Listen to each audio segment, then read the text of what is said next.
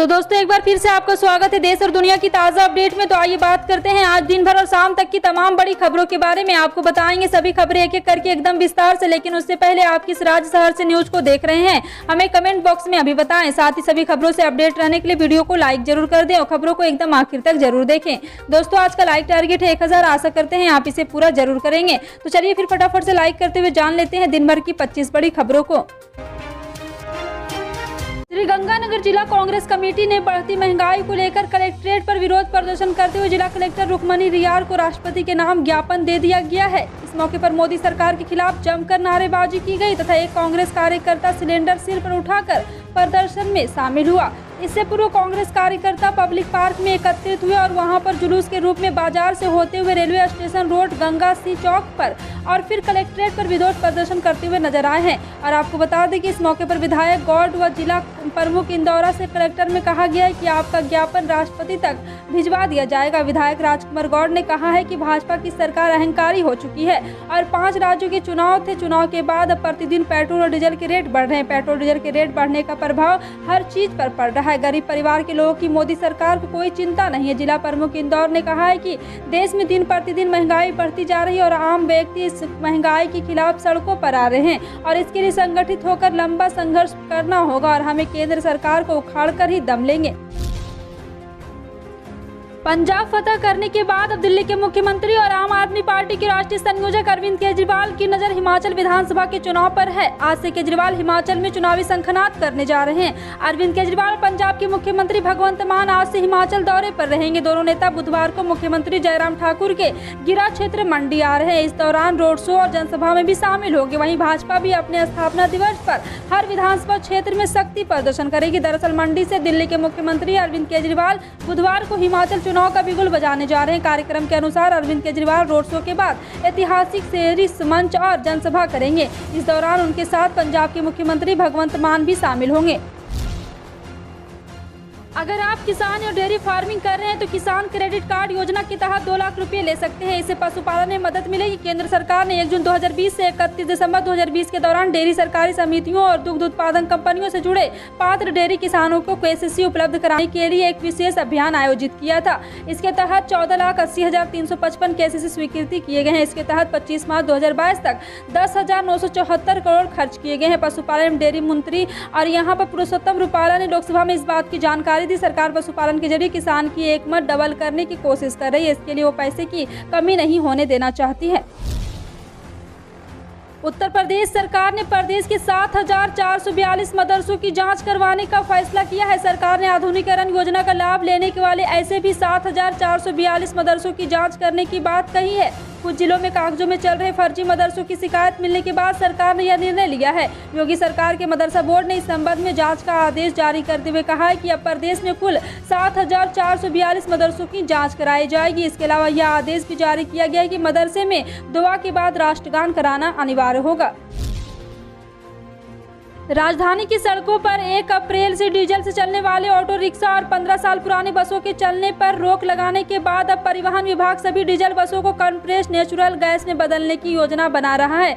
विभाग ने पटना नगर पालिका क्षेत्र और पड़ोसी दानापुर, खगौल और फुलवारी शरीफ से सभी पीली डीजल वाले बसों को चरणबद्ध तरीके से हटाने के लिए 50 CNG से चलने वाली बसों की खरीद की है। 24 सीटों वाली ग्रीन बसें इस महीने के अंत तक पहले चरण में शहर की सड़कों पर उतरेगी। अधिकारियों के मुताबिक पटना में डीजल से चलने वाली करीब 370 मिनी बसें हैं और इनमें 8 चरणों में चरणबद्ध तरीके से हटाया जाएगा। बीजेपी आज 42वां स्थापना दिवस मना रही है। इसे लेकर पार्टी ने पूरी तैयारी कर ली है। दिल्ली से लेकर भोपाल तक में जश्न की तैयारी। इस मौके पर MP के CM शिवराज सिंह चौहान ने एक ब्लॉग लिखा है। पूर्व प्रधानमंत्री अटल बिहारी वाजपेयी की कविता से उन्होंने ब्लॉग की शुरुआत की। हूबहू CM का ब्लॉग अपने सामने रख रखा है। और सरदे अटल जी ने कहा करते थे कि अंधेरा छटेगा, सूरज निकलेगा और कमल खिलेगा। ये वाक्य हम जैसे कार्यकर्ताओं के लिए प्रेरणा का स्रोत बन गया है। देश में लगातार पेट्रोल, डीजल और रसोई गैस की कीमतों में बढ़ोतरी हो रही। इस बढ़ोतरी को वापस लेने की विपक्ष के हंगामे के बीच का सहयोगी दल जेडीयू भी शामिल हो गया है। भाजपा के सहयोगी जदयू ने मंगलवार को सुझाव दिया है कि मुद्रास्फीति दर एक गंभीर मोड़ ले रहा है। इस पर सरकार को तेजी से काम करना चाहिए। जेडीयू की ओर से यह कहा गया है कि गरीब व सही समाज के सभी वर्गों को प्रभावित कर रहा है। टाइम्स न्यूज नेटवर्क से बात करते हुए जेडीयू के वरिष्ठ नेता केसी त्यागी ने कहा है कि एनडीए की सरकार ने गरीबों के कल्याण के लिए कई उपाय किए हैं। सरकार ने गरीब परिवारों को राहत देने के लिए कई योजनाएं भी शुरू की है, लेकिन यह इन्फ्लेशन का कारण बन सकता है। यह एक गंभीर मुद्दा बन गया है। राज्य के दक्षिणी हिस्सों में लगातार गर्म हवाओं के चलते मंगलवार को कम से कम 6 जिलों में लगातार दूसरे दिन लू की स्थिति बनी रही। चिलचिलाती गर्मी से किसी तरह की राहत संभावना नहीं है, क्योंकि मौसम विज्ञानियों ने कहा है कि अगले कुछ दिनों में तापमान के स्तर में कोई बड़ा बदलाव नहीं होगा। पटना मौसम विज्ञान केंद्र की ओर से जारी शाम के बुलेटिन के अनुसार जिन जिलों में मंगलवार को लू का सामना करना पड़ा उनमें पटना, गया, जमुई, बक्सर, नवादा और बांका शामिल है। भारत मौसम विज्ञान ने अपने बुलेटिन में कहा है कि बुधवार को भी बिहार के अलग अलग इलाकों में लू की स्थिति बनी रहेगी।